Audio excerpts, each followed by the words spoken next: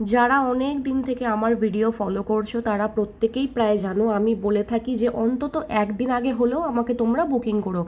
দিনের দিন কেউ বুকিং করো না, কারণ আমার কাছে অর্গ্যানিক মেহেন্দির পেস্ট রেডি থাকে না, হয়তো আমি সেই দিনকে অ্যাভেলেবেল থাকি না। আমার কাছে প্রচুর এরকম কলস, ফোন, মেসেজ আসে যে তুমি দিদি আজকে বিকালে আমাকে মেহেন্দি পরিয়ে দাও, অথবা আমার তো ডোমজুড়েই বাড়ি, তোমার বাড়িতে আমি চলে যাই মেহেন্দি পরতে।